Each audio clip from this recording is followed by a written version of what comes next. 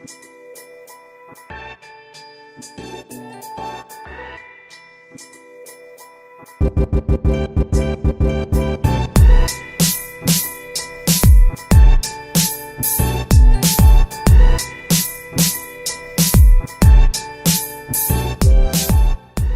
still going to see 200,000 miles out of this. Oh yeah, yeah. And I mean, you see some of the design aspects that this has that these ones don't. So if you turn it kind of sideways, you'll see like a little step right here. Yep. That's for oil carbon control. Okay. So due to the fact that this engine, or any of the common rails really, because I mean you could take that and these are the same exact ringlands, is that the higher the horsepower, but the lower the actual engine duty cycle. So Grandpa Joe just towing farm equipment around and the engine's not really working. It might be using 20 to 30% of its actual power. Yep. It's going to start developing carbon in the piston area. Yep. So anybody's ever taken an engine apart and tried to get the piston out? Yep. And they can't. Carbon. They got to wring it out.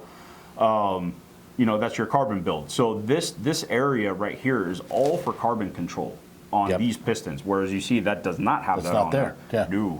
No, that piston, your cylinder wall to piston tolerances are set specifically for racing. You might run a looser, than Yep. this one wall Like- clearance. Yep. And if you look around this piston, you'll see lots of elements of oil control. You'll see little notch outs. You won't see the oil control ring have any holes in it for bleed off. They actually got it through the side so that it can skirt down. Gotcha. Your piston cooling nozzle, if you look inside, there's piston cooling holes. Yep. So that it actually is targeted. These ones do not have any. These. But again, piston cooling is for like, you're going up the pass, towing your camp trailer. Yeah. You want 220-degree oil douching the bottom of that piston to pull the thermal energy out of the piston and not melt the piston. Correct. Keep this out. Is going to make 2,500 horsepower possibly, nitrous, all the fuel you can shove down its throat, all the boost you can shove down its throat, but it's a very short-term duration. Reliability, long-term drivability. Yeah. As far as reliability goes. So yeah. So I mean, for years we considered these basically the standard in horsepower, or at least the 06 one. Mm-hmm. But I mean, it's the same exact design. You look at them and they're same piston, different bowls. Same piston. Yeah.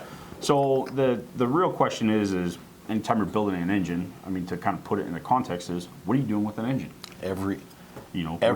I jump on the internet like once in a while, and no matter what forum, .com, whatever, and it's some poor guy on there going, "Hey man, I just bought this truck. What should I do?" Instantly, I want to go, "What are you doing with the truck?" Correct. Like first, before some guy that knows everything because he's obviously owned 2 trucks, starts telling you that you should buy this turbo and that camshaft and blah, blah, blah, blah. Yeah. We need to know what you're going to do with the truck. Correct. So, I mean, even these 2 pistons, like, if I'm going to rebuild a motor for a daily that's just going to have a warranty on it, I like this piston. Yeah. Because that daily is going to start cold, it's going to get run hard up the pass. Yeah. I want the extra material on that shoulder there to try and protect my warranty and keep my motor alive as long as possible. Sure. But if I'm going to build, like, say, a 3-inch sled pull motor, this is not the piston. Yeah. This thing loses every single time, proven like time and time and time again. This style bowl, and now Diamond's actually getting into the point where they're making custom piston bowls for others, and they can shape that bowl using the same technology, but in a different bowl, and we're seeing really good results with that stuff as well. Yeah. So, I guess that's just it. If you're going to build something up to, say 500 or 600 horsepower, it's kind of like where I tell my people, if I'm building you a motor and you're supposed to be in tow with it, whether it's your boat, your camp trailer, or whatever, I sell them these pistons all the time. Yeah. It's just durable. And I convert whatever injector to run this style bowl. Yeah. It doesn't have to stay 8-hole anymore. We can go to 7 or 6 if we're trying to make some more horsepower. Yeah. What I have noticed so far with testing is this thing kind of runs out of steam, but so will this one. Yeah. If I try to put an 8-hole nozzle in this, even with proper spray angle, it works really good on the bottom because the atomization is really good. Yeah. But then as we rev it up, we're actually burning so bloody quick right off because it starts, nozzle's going to be right in the middle. Yep. and the finer the atomization is, the shorter it travels before it actually ignites. It runs out of steam. And it runs out of steam because we're not penetrating into that bowl. Correct. So if you kind of postulate like that one, this one works really good at kind of a downward outward angle, which is your RPM. Timing forgiveness comes in spray angle. Now, I mean, you could quantify that statement. You could verify that statement. But basically, the narrower the bowl, pushing towards the center and out stronger is going to make more power at RPM. Yep. Whereas a wider, basically a piston that's designed to keep everything towards the center. I mean, there's your extreme version. Is so this is a GM Duramax piston, just for those of you. Yeah, and I mean the offset version being a 12 valve. I mean, there's, but basically that piston design again was meant for push down, straight push down. I want to push down, so the flame front actually stays in the center of the bowl the whole time. Outside to the inside, pushing straight down. And we've gotten to the point now in high performance game where that's we've found out that that's just not, that's not how you're going to make the most horsepower. Yeah. There's a lot of different versions of all pistons, and nothing. You just got to find out what you really want. Yeah. Where are you going? Where are you going with your build? If you want to go play in the sled pulling game, then with a work stock engine, maybe not the best. Maybe go to that one. Yeah. I mean, where you're running in work stock, what's work stock nowadays? 800. Yeah, probably right on the 800. Yeah. I mean, that piston's going to excel all day long at 800. Yeah. And that's not to say that you can't tune that to be a stronger low-end piston, but you're giving up in design the low-end version. Yes. Yeah, it's not going to be a cold start at minus 20 and have it be as nice as this piston anymore. Yeah, and we do have versions, and you can get versions of the non-reentrant style, the 06 style piston for the 6.7, which it kind of defeats the purpose of a 6.7 when you look at the mathematical design of a 6.7. A 6.7 is just not an RPM engine by design. By design, but they sure are fun to drive. Well, yeah. They're like tractors. They just pull right off the bottom. And that's the argument is like, It's funny you mention that because that piston in a 6.7 pickup truck, 146 degrees of spray angle from the factory, so that's going to have a bowl very much like this. Like that, yeah. But yet when somebody calls up with a 6.7 and they're rebuilding it and they're going to try and make bigger horsepower, bigger turbos, if you're using a bigger turbo, then obviously you're going to use the right-hand side of the tachometer, not the left. Not the left, yeah. So then we tell them to get the QSB style piston when I believe that's 126 or 128 degree spray angle. Yeah, it should be. So yeah, you are going to lose a little bit of grunt off the bottom. Correct. But you're going to gain it upstairs. Which you can technically make up for that in leverage of the engine, because you got a bigger stroke, you got you can make up for that. You can also look at that the 6.7 in general design without modification is not a great low end engine anyways. The rod ratio is wrong for high RPM. I mean, the 5.9 is skirting on the edge of the proper rod ratios anyways. So the 6.7 just makes it worse. So the reality is that, if you're going to make a high horsepower 6.7, I mean, piston design and rod design now comes into play. Right? You need to make a robust bottom end. To handle that kind of low. I mean, you're gonna low end RPM built into high end RPM. I mean, so you're talking like that 2,000 horsepower range and up maybe. To kind of put a number on it. 2,000 horsepower? Or 2,000 RPM. Yeah, 2,000 RPM and up. And that's not to say that your tune can't do better or worse. But I would say anything under, 2,000 RPM, man, you're starting to really kind of.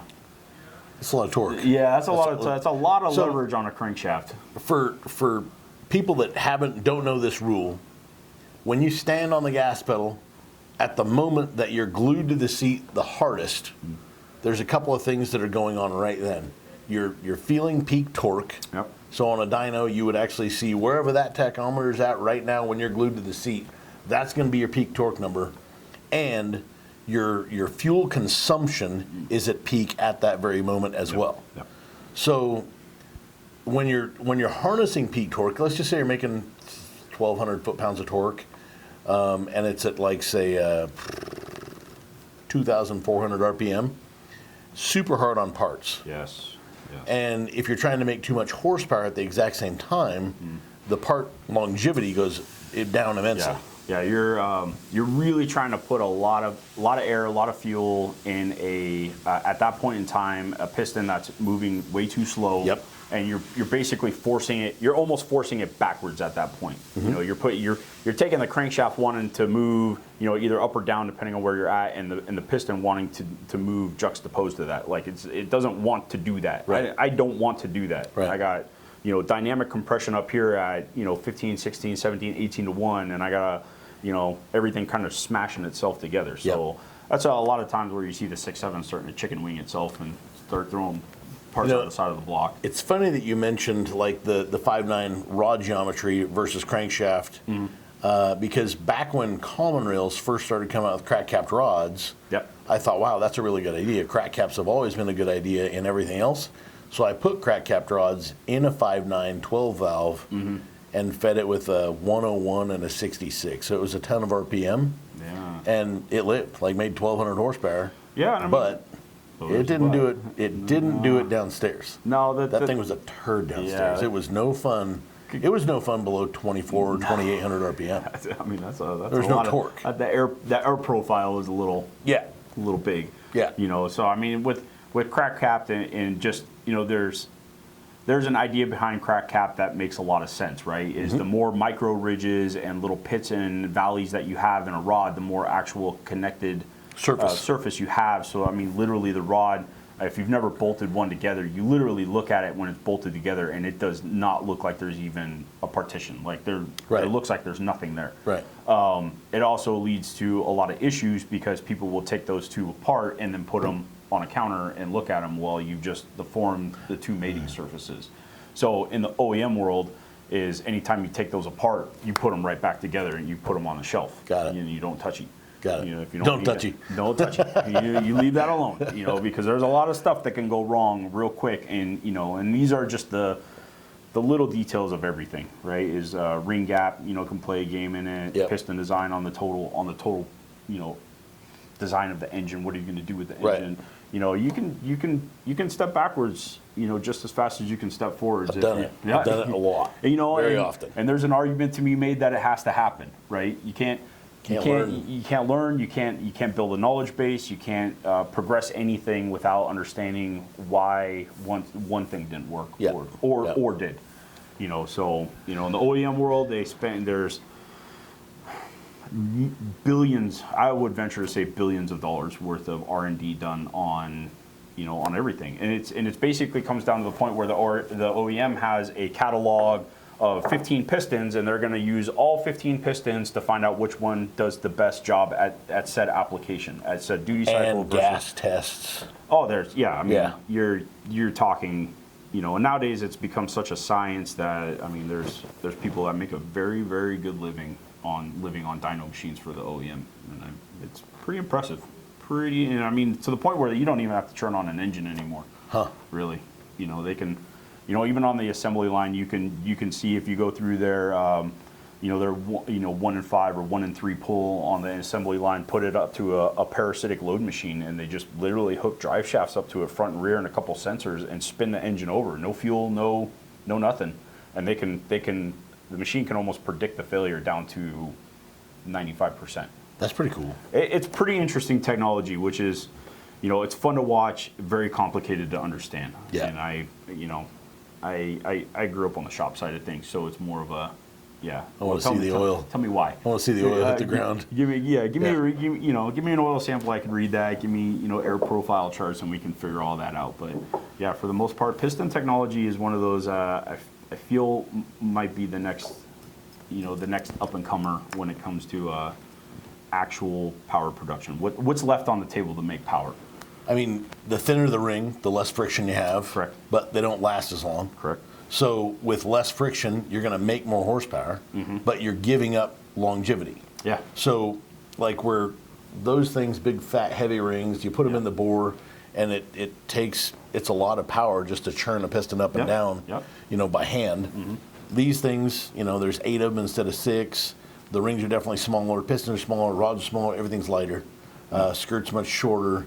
Like obviously, so this piston, this is an oval piston or fingers wool piston made by an aftermarket guy. These things fix a really there's an ugly problem with the Duramax piston where they like to crack. And your explanation to me was, well, that ridge right there is too sharp.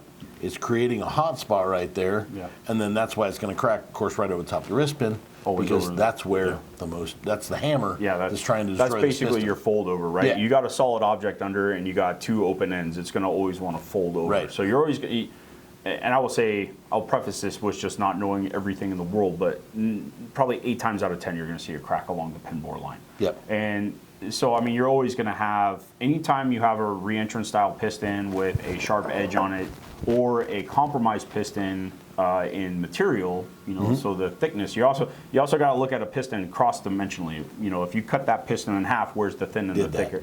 You could probably have done that. You could probably see where the thin and the thick areas are with the channeling on the inside, with you know, the bowl coming down into the material. You know, where's the thick and the thin?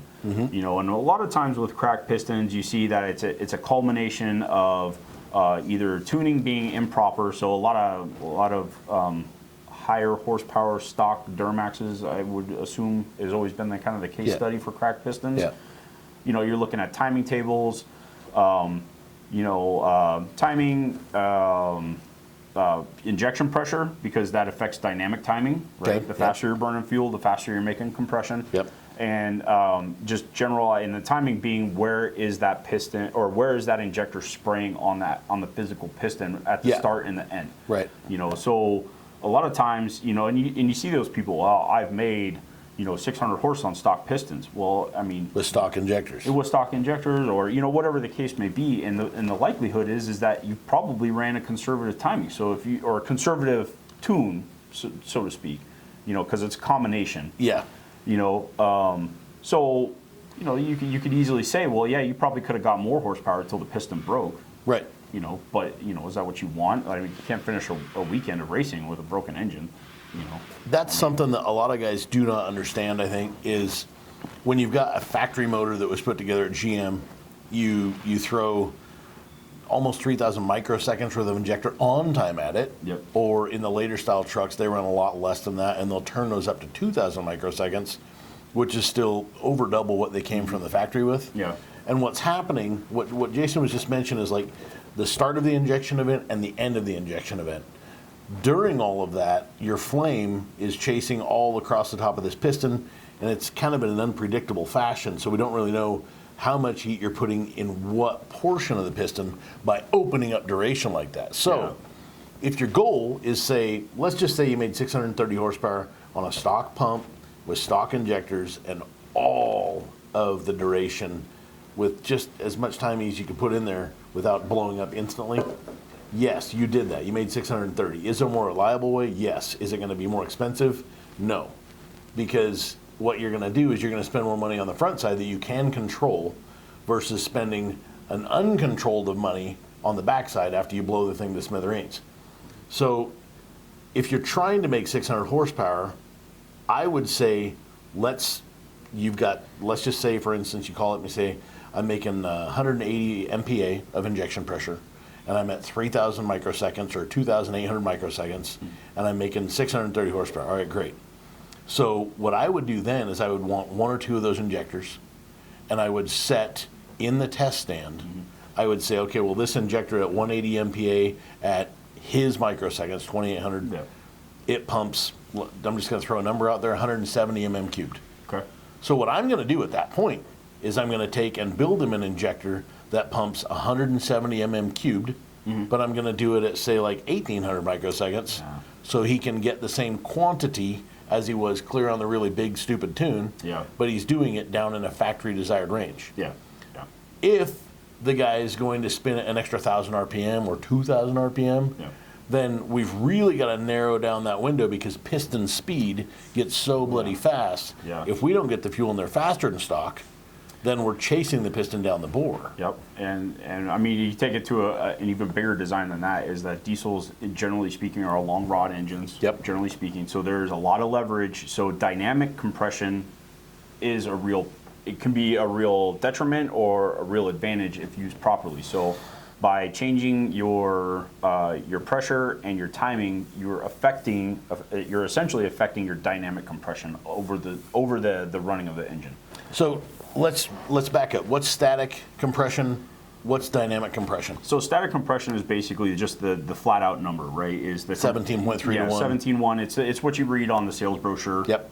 But dynamic compression is what's actually happening at the piston speed that the engine is turning. Right. At RPM versus piston speed, when you change cylinder pressures, you change the dynamic compression of the engine, Right. which creates stresses, which always creates stresses. But is it a stress that's relevant to what you're doing? Right, like a needed Design, stress. yeah, Yes. design in that, and then it's also you could also chase it as far as being relevant to BTU value, right? Because X amount of horsepower always produces X amount of BTU. Yep.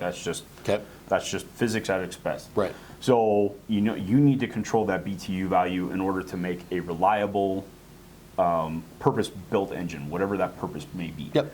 So that's the difference. If you can do something by putting less, get the same result by putting less stress on the engine, you've just made yourself a very reliable engine for whatever application you're doing. Yeah. If you're building something for all out, then you have to run it on the ragged edge. If you're building something that you just want for everyday application, conservative is, an engine building term, conservative is best, in relative fashions. Well, and then we've always got to roll back to the whole gas testing.